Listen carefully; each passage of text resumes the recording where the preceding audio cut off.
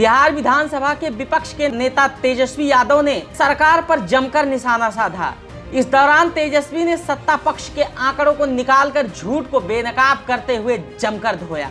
विपक्ष के नेता तेजस्वी यादव ने कहा कि सरकार हम पर गलत आंकड़े पेश करने का झूठा आरोप लगा रही है, जबकि बजट की सरकारी पुस्तक में सरकार ने जो आंकड़े दिए हैं, मैं उन्हीं आंकड़ों को और मुद्दों को आधार बनाते हुए इनसे बात करने की कोशिश कर रहा हूं।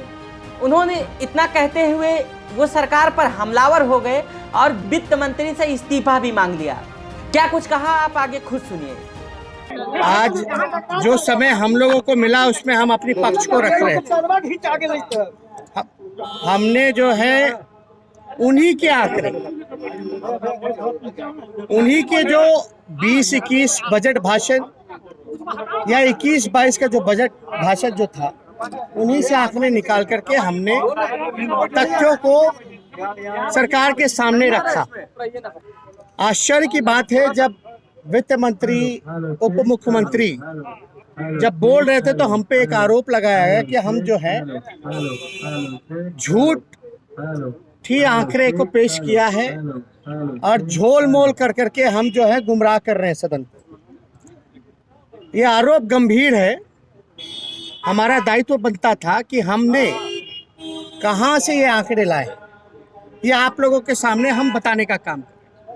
हमने अपने बजट भाषण में बोला था कि पिछड़ा अति पिछड़ा विभाग का जो कुल बजट का अगर आप रेशियो निकालें तो अति पिछड़ा विभाग का जो कुल बजट का रेशियो निकल करके आता है 0.78%। SC/ST वर्ग का टोटल निकल के आता है 0.83%। अल्पसंख्यकों का बनता है 0.26%, यानी 0.26% केवल अल्पसंख्यकों का। हमने ये तर्क दिया कि इन सारी कम्युनिटी का अगर आबादी अगर देखें तो लगभग बिहार का 70 से 80% आबादी है। और आप जब मांग करते हैं कास्ट सेंसस हो, तो कास्ट सेंसस इसीलिए मांग करते हैं कि उसी आबादी के हिसाब से आप अपना बजट जो है स्पेशल बजट बनाइएगा, ताकि जो back bencher of the society हैं, जो अंतिम पैदान पे खड़ा व्यक्ति है, उसको लाभ पहुंचा पाए। ये हमने तर्क दिया। अब ये हास्यास्पद है कि जब हमने आंकड़े दिए 0.78 पिछड़ा विभाग, अति पिछड़ा विभाग का 0.83% आपका SC/ST विभाग का, 0.26% SC/ST विभाग अल्पसंख्यक विभाग का, और ये आप सब लोगों को भी ये मिला होगा। हमने आंकड़े कहाँ से लाए? ये जो किताब जो हम लोगों को मिला है बजट भाषण 2021-22 का, साफ तौर पे हम लोग चाहेंगे कि आप लोग इस सच को दिखाएं, वरना इतना झूठ का बाजार ये सत्ता में बैठे हुए लोग जो हैं वो बना रहे हैं। खुलेआम सदन के अंदर झूठ बोला जा रहा है और अपने ही बजट भाषण को बोलते हैं कि झूठा आंकड़ा दे रहे हैं। हमने तो, अगर आप खोल करके इसका पेज नंबर 16 देखें, जहां वर्ष 2021-22 का विभाग भर स्थापना और प्रतिबद्ध व्यय एवं स्कीम मद में प्रभावित राशि दिया गया है। यहां देखिए पिछड़ा एवं अति पिछड़ा विभाग का तो 0.80%, 0.80%। आप देखिए अल्पसंख्यक कल्याण विभाग का 0.26%। आप देखिएगा अनुसूचित जनजाति कल्याण विभाग का 0.83%, यानी 1% भी नहीं है, जिसकी आबादी बिहार में लगभग 80%, किसी भी विभाग का, इन तीनों विभाग का 1% में भी नहीं। और यही तो आंकड़े हमने दिए हैं, और इस पे हम पे आरोप लगाया जा रहा कि हम झूठे आंकड़े दे रहे हैं। ये तो अद्भुत है ना कि भाई अपना ही बजट भाषण को वो झूठ बोल रहे,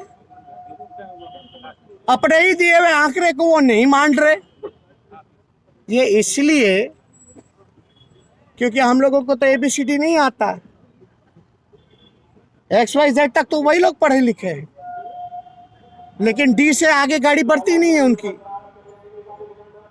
अरे भैया ये देखिए बजट 2021-22 का पेज नंबर भी हम बता रहे हैं 16, और हम पे आरोप लगा रहे कि हम जंजाल, आंकड़ों का जंजाल पेश कर दिया, गुमराह कर रहे हैं, झूठ बोल रहे हैं।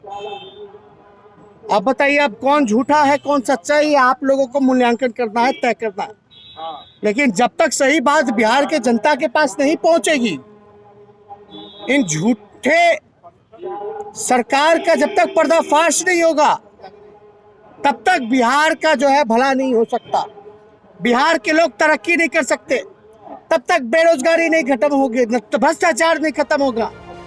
इसके अलावा बिहार में बढ़ते जंगल राज और नियंत्रण से बाहर होते अपराध और शासन प्रशासन की चुप्पी पर भी सरकार को कटघरे में खड़ा किया।